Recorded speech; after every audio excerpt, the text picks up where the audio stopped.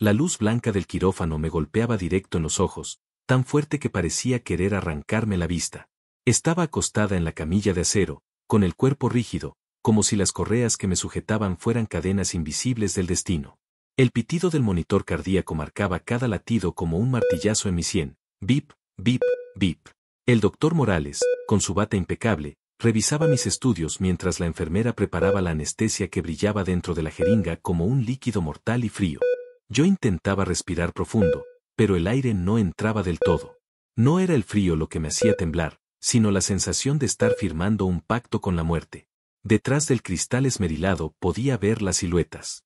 Allí estaba Fernanda, mi nuera, con los brazos cruzados y esa mirada filosa que tantas veces me había atravesado. A su lado, sus padres murmuraban como jueces silenciosos, presionando para que hiciera lo correcto. Y yo, con mi firma temblorosa en un papel sobre la mesa, ya había aceptado entregar mi riñón para salvar a mi hijo mayor. El silencio era insoportable, roto apenas por el tintineo metálico de los instrumentos quirúrgicos que una enfermera acomodaba en la charola. Cada sonido retumbaba en mi cabeza como un eco de condena.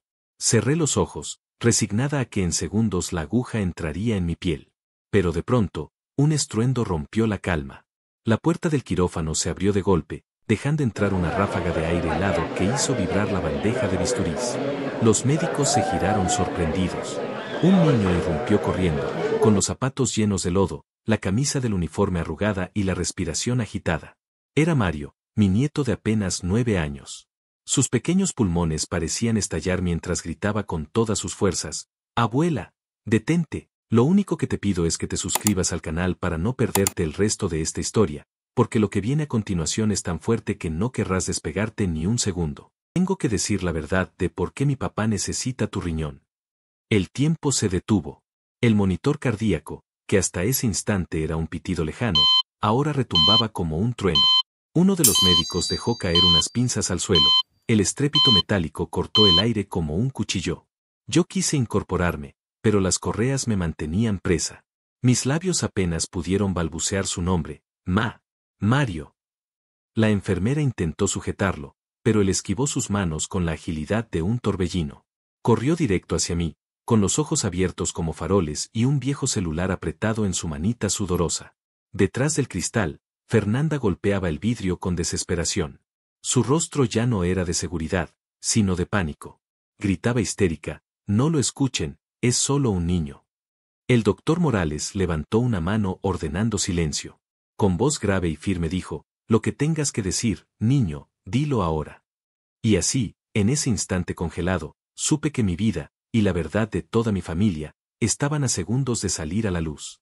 Intenté mantener la calma, pero cada respiración era un esfuerzo que me hacía sentir que tenía plomo en el pecho. La anestesia seguía brillando en la charola, lista para entrar en mis venas, y el murmullo de los médicos era como un zumbido que me taladraba los oídos.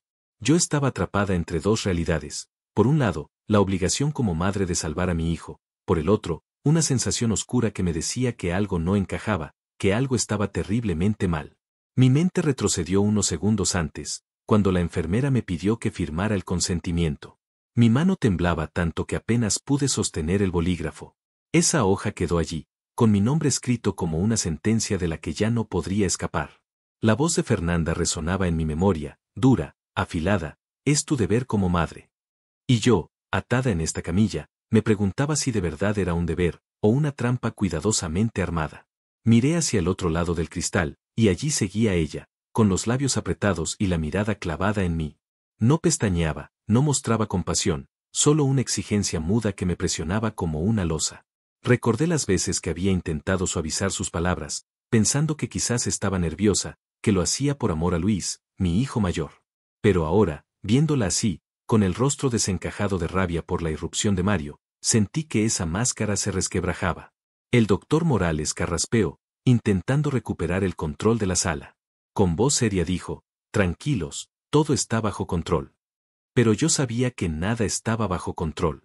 Mario estaba allí, pequeño y frágil, pero con una determinación que paralizaba a todos los adultos en esa habitación. Lo miré a los ojos y sentí un escalofrío. Mi nieto no había entrado a improvisar, él sabía algo. El monitor cardíaco marcaba un ritmo acelerado. Yo intentaba calmarme, pero cada vez que veía la aguja lista para acercarse a mi piel, Sentía que estaba a punto de cometer el error más grande de mi vida. Una pregunta comenzó a martillarme la cabeza. ¿Realmente mi hijo necesitaba ese riñón, o alguien había provocado su enfermedad? Lo peor era que, a pesar de mis dudas, una parte de mí seguía convencida de que tenía que hacerlo. Porque ¿qué madre podría vivir consigo misma si dejaba morir a su hijo por miedo o sospechas? Esa contradicción me estaba desgarrando por dentro. Fue entonces cuando Mario levantó la voz otra vez, con una fuerza que me rompió el alma. Abuela, si me escuchas ahora, todo cambiará. No lo hagas hasta que sepas la verdad. Un silencio absoluto inundó el quirófano. Todos los ojos se posaron sobre él.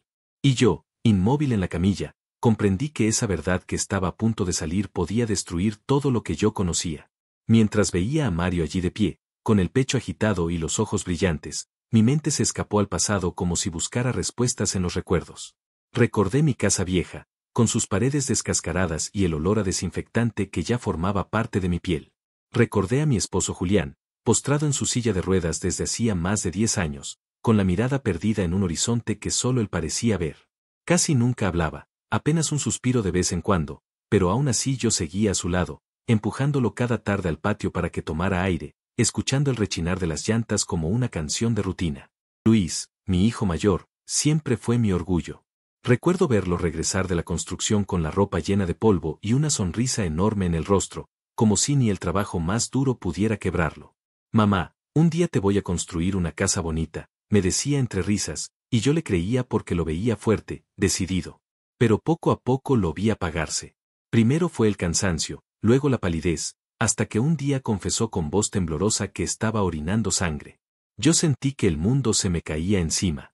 Lo abracé y le pedí que me dijera qué pasaba, pero él solo me sonrió débilmente y dijo, no te preocupes, mamá, debe ser por tanto trabajo. César, mi hijo menor, era distinto. Más callado, más reservado, pero siempre presente. Tenía 26 años y trabajaba como plomero y electricista. Cada vez que pasaba por casa me traía algo, unas naranjas, un pan recién salido del horno, una sonrisa sincera. Arreglaba lo que estuviera roto, el ventilador, una fuga de agua, una bombilla parpadeante.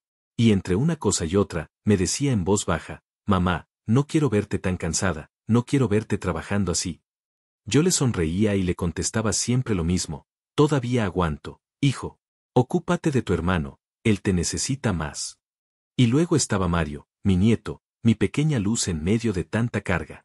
Con apenas 9 años venía a verme con su mochilita en la espalda, se sentaba en el patio a jugar con sus carritos de plástico y me contaba historias inventadas que me hacían reír en medio del cansancio. Pero incluso en su inocencia, Mario vio más de lo que debía. Una vez me dijo, abuela, anoche escuché a mi mamá hablar por teléfono. Mencionó medicinas, pero no entendí bien. Yo le acaricié el cabello y le respondí, seguro le preguntaba al doctor por tu papá. No pienses en eso, mi niño. Pero dentro de mí, una semilla de duda había comenzado a germinar. Todo ese peso, toda esa historia, me llevó hasta ese quirófano donde estaba a punto de darlo todo por mi hijo. Pero ahora, con Mario frente a mí, entendía que la vida me estaba dando una última oportunidad para descubrir si ese sacrificio realmente era lo correcto. En medio de tanta presión, fue Mario, mi pequeño nieto, quien encendió la primera duda en mi corazón. Llegó una tarde con los zapatos manchados de lodo y la mochila colgando a un lado. Se sentó en el patio, sacó sus carritos de plástico y empezó a empujarlos sobre el suelo, como siempre hacía. Pero esa vez no sonreía.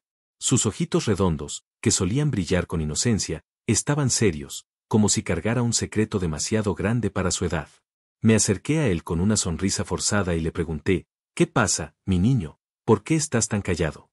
Mario levantó la vista y, con una voz suave pero firme, me dijo, abuela, ¿y si mi papá no está enfermo por la vida, sino porque alguien lo enfermó a propósito? Sentí que la sangre se me helaba. La cuchara que tenía en la mano casi se me resbala, y tuve que sostenerla con fuerza para que no cayera. Intenté mantener la calma, pero mi voz tembló cuando pregunté, ¿por qué dices eso, Mario? Él bajó la cabeza, empujó el carrito con más fuerza y murmuró, escuché a mi mamá hablando por teléfono, decía cosas de medicinas, pero no entendí. Quise abrazarlo, decirle que no pensara tanto, que todo estaba bien, pero no pude. Dentro de mí, esa semilla de sospecha que llevaba tiempo germinando empezó a crecer. Lo acaricié en el cabello y le dije, no te preocupes, seguro solo hablaba con el doctor. Mario no respondió. Solo me miró con unos ojos que parecían demasiado viejos para un niño tan pequeño. Esa misma semana, César, mi hijo menor, vino a visitarme. Traía su caja de herramientas, como siempre, dispuesto a arreglar algo de la casa. Mientras ajustaba un foco de la cocina, bajó la voz y me dijo: «Mamá, hay algo que no me gusta. He visto en el botiquín de mi hermano unos frascos de pastillas sin etiqueta, y Fernanda los esconde muy bien. No sé qué está pasando, pero esto no es normal». Yo me quedé helada. El plato que estaba lavando en el fregadero se me resbaló y se rompió contra el metal. Mis manos temblaban y apenas pude preguntar: «¿Qué dices, hijo?». César bajó de la escalera, me miró fijamente y añadió: «Me temo que lo de Luis no es una enfermedad natural. Me temo que alguien lo está provocando». Esas palabras se clavaron en mi pecho como puñales. Quise negarlo, quise gritarle que no dijera tonterías, pero no pude. En mi mente resonaba la pregunta de Mario, como un eco imposible de callar. ¿Y si todo lo que estábamos viviendo no era fruto del destino, sino de un plan cruel y calculado? Las dudas se convirtieron en certezas el día que mis propios ojos vieron lo que tanto temía. Había llevado un caldo caliente al hospital, como siempre, con la esperanza de que Luis comiera algo y recobrara fuerzas. Entré a la habitación en silencio, y lo encontré débil, casi transparente, con las venas atravesadas por agujas y sueños que goteaban lentamente. Aún así, al verme sonrió con ternura y susurró: «Mamá, qué bueno que viniste». Pero mi atención se desvió de inmediato hacia Fernanda. Estaba junto a la cama con un vaso de agua en la mano. Y fue entonces cuando lo vi, un movimiento rápido, casi imperceptible. Ella dejó caer dentro del vaso una pastilla pequeña, de un color extraño. Fingió naturalidad, pero al notar que yo entraba se sobresaltó tanto que el agua se derramó sobre la mesa. Me acerqué con el corazón acelerado y pregunté con la voz más firme que pude: «¿Qué es esa pastilla, Fernanda?». Ella forzó una sonrisa y respondió con calma ensayada: «Es un suplemento para el riñón, el doctor lo recetó». Pero algo en sus ojos la traicionaba. Esperé a que saliera de la habitación y busqué al doctor de guardia, un hombre de gafas gruesas que revisaba unos expedientes en el pasillo. Le pregunté directamente si habían recetado algún suplemento nuevo para Luis. El médico me miró sorprendido, revisó las hojas y negó con la cabeza: «No, señora, ningún suplemento. Con la medicación actual basta». Sentí que el suelo se abría bajo mis pies. Fernanda había mentido. Esa pastilla no era parte del tratamiento. Entonces, ¿qué le estaba dando a mi hijo? El teléfono casi se me resbaló de las manos. Un escalofrío me recorrió entera mientras Mario me miraba con lágrimas contenidas. «Lo encontré en el celular viejo de mi mamá, no sé qué significa, pero pensé que usted debía saberlo», dijo entre sollozos. Lo abracé con fuerza, sintiendo que mi nieto estaba cargando un secreto demasiado pesado para su corta edad. Y en ese abrazo comprendí que lo que se escondía detrás de la enfermedad de Luis no era el azar ni la mala suerte, sino algo mucho más oscuro. No pude dormir esa noche. El tic-tac del reloj se hacía insoportable, como si cada segundo me empujara más cerca de un precipicio. Al amanecer, preparé un poco de comida y fui al hospital. Cuando entré a la habitación, el olor a desinfectante era tan fuerte que me faltaba el aire. Luis estaba allí, frágil, con los ojos hundidos, pero aún así intentó sonreírme como cuando era niño. «Mamá, qué temprano llegaste». Sobre la mesita junto a la cama noté un pequeño frasco blanco, medio escondido bajo una servilleta arrugada. No tenía etiqueta, solo contenía unas pastillas azules que brillaban bajo la luz. Lo tomé con cuidado y pregunté con la voz firme: «¿Qué medicina es esta, Fernanda?». Ella se sobresaltó, casi dio un brinco, y me arrebató el frasco con una rapidez que me heló la sangre. «Son vitaminas, mamá, el doctor las recomendó», respondió con una sonrisa falsa que apenas podía sostener. No dije nada, pero un escalofrío me recorrió la espalda. Esa sonrisa no era la de una mujer cuidando a su esposo, era la de alguien que ocultaba algo peligroso. Horas después, mientras caminaba por el pasillo del hospital, me encontré con César. Había ido a visitarnos con su caja de herramientas, como siempre, porque decía que no soportaba estar sin hacer nada. Me miró serio y en voz baja me confesó: «Mamá, yo también he visto esas pastillas. No tienen etiqueta y Fernanda las guarda como si fueran un tesoro. Me temo que no son lo que dice». Sentí que el corazón se me apretaba. Todo encajaba: la debilidad de Luis, las mentiras de Fernanda, el frasco escondido. Mi propia nuera, la mujer que todos alababan por su dedicación, podía ser la responsable de que mi hijo se estuviera consumiendo poco a poco. Volví a casa con la mente en un torbellino. Esa noche, mientras preparaba la cena, Mario entró al patio con su mochila colgando y los zapatos manchados de tierra. No jugó con sus carritos como siempre. Se sentó frente a mí, me miró con una seriedad que partía el alma y me dijo: «Abuela, yo creo que mi papá está así porque alguien le está dando cosas que lo enferman». No pude responder. Solo lo abracé con todas mis fuerzas, y en ese abrazo entendí que la verdad ya no podía ocultarse más. El peligro estaba dentro de mi propia casa, disfrazado de cuidado y ternura. El día siguiente amaneció gris, con un aire pesado que parecía presagiar desgracia. Yo trataba de convencerme de que todo lo que había visto eran malentendidos, pero mi corazón me decía lo contrario. Cuando llegué al hospital con un tazón de caldo caliente, el pasillo olía a cloro y lejía, y cada paso retumbaba como si caminara hacia un juicio. Luis me recibió con una débil sonrisa, pero apenas podía sostener la cuchara. Fernanda estaba a su lado, vigilando cada movimiento, como un guardián celoso. En la mesita noté que el frasco blanco de pastillas estaba otra vez allí, mal cerrado, escondido debajo de un pañuelo. Intenté tomarlo con disimulo, pero Fernanda se adelantó y lo guardó en el bolsillo de su bata con un gesto brusco. La miré fijamente y pregunté: «¿Por qué escondes eso?». Ella bajó la mirada solo un instante, luego respondió con esa frialdad que tanto me helaba: «Le repito, son vitaminas. Usted se preocupa demasiado». No respondí. Me limité a sentarme junto a la cama de Luis, pero por dentro hervía de sospecha. Cuando terminé mi visita y me disponía a salir, Mario apareció en el pasillo. Tenía el cabello despeinado, los zapatos llenos de polvo y una seriedad impropia de su edad. Se acercó, sacó de su mochila el celular viejo que me había mostrado días antes y me dijo en voz baja: «Abuela, tengo algo más que escuchar». Presionó la pantalla rota y el altavoz emitió un nuevo audio. Era la voz de Fernanda, clara, sin lugar a dudas: «Después del trasplante, tendremos los resultados que necesitamos. No te preocupes, ella no se atreverá a negarse. Todo saldrá perfecto». El teléfono casi se me cayó de las manos. Mario me miró con lágrimas contenidas y un temblor en la voz. Lo encontré escondido entre las cosas de mamá. No entiendo lo que dice, pero siento que algo malo pasa. Lo abracé con fuerza, con el corazón desbocado. No era imaginación, no eran celos ni suposiciones. Fernanda ocultaba un plan, y mi hijo estaba en medio de él.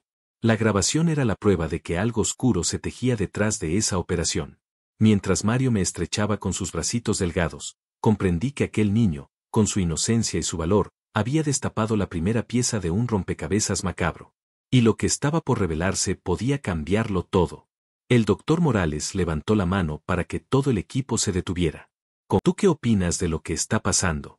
Déjamelo en los comentarios mientras ves este video y voy a responderte personalmente. Mientras veía a Mario allí de pie, con el pecho agitado y los ojos brillantes, mi mente se escapó al pasado como si buscara respuestas en los recuerdos. Recordé mi casa vieja, con sus paredes descascaradas y el olor a desinfectante que ya formaba parte de mi piel.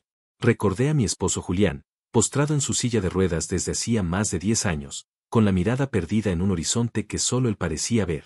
Casi nunca hablaba, apenas un suspiro de vez en cuando, pero aún así yo seguía a su lado, empujándolo cada tarde al patio para que tomara aire, escuchando el rechinar de las llantas como una canción de rutina. Con voz grave, ordenó: «Niño, si tienes algo que decir, dilo ahora».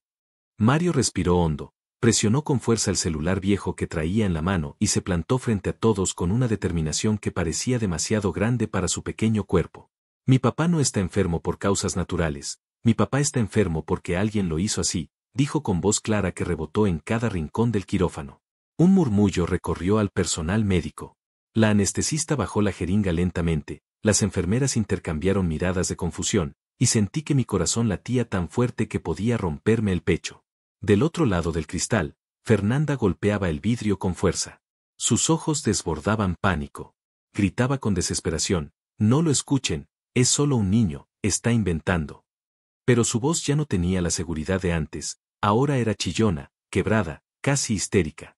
Mario levantó el celular y lo mostró a todos. «Aquí está la prueba», anunció con una valentía que me desgarró el alma. El doctor Morales lo tomó con cautela, presionó la pantalla rota y de inmediato la sala quedó envuelta por una voz grabada. Era la voz de Fernanda, clara y reconocible: «Después del trasplante, tendremos los resultados que necesitamos. No te preocupes, ella no se atreverá a negarse. Un silencio sepulcral se apoderó del quirófano. Todos voltearon hacia Fernanda, que del otro lado del vidrio empezó a temblar. Golpeaba el cristal con los puños, como una fiera acorralada, mientras gritaba, «Eso no significa nada, no la escuchen». Pero su rostro desencajado hablaba por sí solo. Yo quise hablar, quise preguntar qué significaba todo aquello, pero la garganta se me cerró de angustia. Solo pude mirar a Mario, que con lágrimas contenidas me susurró, «Abuela, no dejes que te engañen. Mi papá está así porque alguien lo quiere enfermo». El doctor Morales guardó silencio unos segundos. Luego dio un paso atrás y, con la voz cortante, ordenó, «Detengan la cirugía. Nadie toca a la paciente hasta que esto se aclare». El aire se volvió denso. El monitor cardíaco marcaba mis latidos como un tambor implacable. Yo cerré los ojos un instante, sintiendo como todo mi mundo se partía en dos. Ya no había vuelta atrás, la verdad estaba a punto de salir a la luz, y sería tan devastadora como un relámpago en medio de la oscuridad. El quirófano estaba sumido en un silencio espeso, como si hasta el aire temiera moverse. Todos los ojos estaban puestos en mí, en Mario, en ese celular que había dejado al descubierto un secreto que llevaba meses oculto. Fernanda, del otro lado del cristal, golpeaba el vidrio con los puños, los ojos desorbitados, la voz quebrada por el miedo. «Es mentira, eso no significa nada». Pero su desesperación la traicionaba. Ya no era la mujer segura que exigía obediencia, era alguien a punto de derrumbarse. El doctor Morales revisó de nuevo la grabación, frunció el ceño y se volvió hacia Mario. «¿Qué más sabes, hijo?», preguntó con calma, pero con una firmeza que helaba la sangre. Mario respiró hondo, me miró directamente y con voz temblorosa, dijo, «Mi papá no se enfermó solo, mi mamá lo estuvo enfermando con esas pastillas azules». La escuché decir por teléfono que todo era parte de un plan de experimentos. La palabra quedó suspendida en el aire como un relámpago. ¿Experimentar, experimentos? Sentí que la sangre me abandonaba el cuerpo. Los médicos intercambiaron miradas de incredulidad, algunos dieron un paso atrás. Uno de ellos murmuró, «¿Qué significa eso?». Mario, con las manos apretadas en un puño, continuó, «Yo vi cómo escondía frascos en la alacena, sin etiquetas. Una vez le escuché decir que después del trasplante iban a probar si el cuerpo resistía, que todo estaba planeado». Su voz quebrada era la de un niño, pero sus palabras eran las de alguien que había cargado un peso demasiado grande para su edad. Yo sentí que las lágrimas me ardían en los ojos. Todo lo que había sospechado, todo lo que había callado, estaba allí, dicho en voz alta. Luis no era un enfermo cualquiera, era una víctima. Mi hijo, mi propio hijo, se había convertido en un conejillo de indias en manos de quienes debían cuidarlo. Del otro lado del cristal, Fernanda se desplomó contra la pared, sollozando entre gritos incoherentes. Sus padres intentaban sujetarla, pero ya era inútil. La verdad la había alcanzado, y con ella, toda la máscara que había construido se derrumbaba. El doctor Morales respiró profundamente y ordenó con voz tajante, «Detengan todo de inmediato. Saquen a esta mujer de aquí. Esto es un asunto grave». 2 enfermeros corrieron hacia la puerta para sacarla, mientras yo, inmóvil en la camilla, apenas podía balbucear, «¿Experimento? ¿Con mi hijo?». Mario se acercó a mí, tomó mi mano con fuerza y susurró, «Abuela, tenías razón en dudar. Papá nunca estuvo solo enfermo, alguien lo hizo enfermar a propósito». En ese instante, sentí que el mundo se partía en pedazos. Mi sacrificio, mi entrega, todo lo que estaba a punto de dar, había sido manipulado. La verdad estaba frente a mí, desnuda y brutal. Mi hijo no estaba muriendo por la vida, estaba muriendo porque alguien lo había convertido en parte de un plan inhumano. El quirófano entero parecía contener la respiración. Yo permanecía inmóvil en la camilla, con las correas aún sujetando mis brazos, pero ya no era el miedo a la cirugía lo que me paralizaba, sino el peso de la verdad. Frente a mí, Mario, con apenas 9 años, se había convertido en la voz que rompió el silencio y destapó un secreto que yo había presentido pero que me negaba a aceptar. Fernanda gritaba desesperada mientras los enfermeros la sacaban del área. Pataleaba, lloraba, imploraba, pero sus palabras ya no tenían fuerza. Los médicos la miraban con asombro, algunos con repulsión, como si tuvieran frente a ellos a alguien capaz de lo impensable. Y en medio de esa escena caótica, sentí que mi corazón se desgarraba. Había estado a punto de entregar mi vida, de dar mi riñón, para sostener un engaño cruel.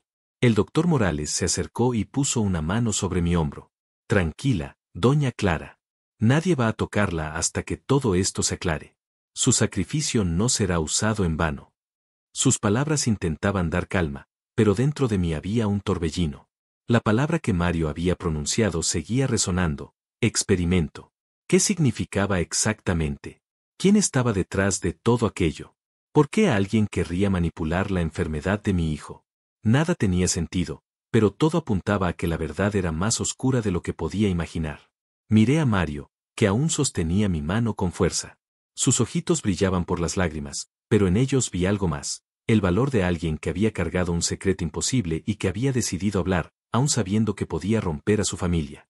Lo abracé con la poca fuerza que me quedaba y susurré: eres mi pequeño héroe, gracias por salvarme. El sonido del monitor cardíaco volvió a imponerse: bip, bip, bip. Cada latido recordándome que la vida pendía de un hilo, no solo la mía, sino la de todos los que estaban atrapados en esta red de engaños.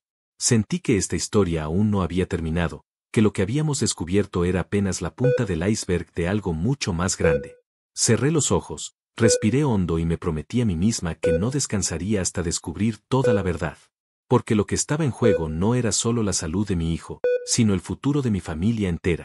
Y ahora te pregunto a ti que me escuchas: ¿qué hubieras hecho en mi lugar? Déjame tu respuesta en los comentarios, porque quiero leer tu opinión. Suscríbete al canal y activa la campanita, porque en el próximo capítulo sabrás qué ocurrió después de que se destapó este oscuro secreto. Haz clic en el video que aparece en pantalla y acompáñame en esta historia, porque la verdad apenas comienza.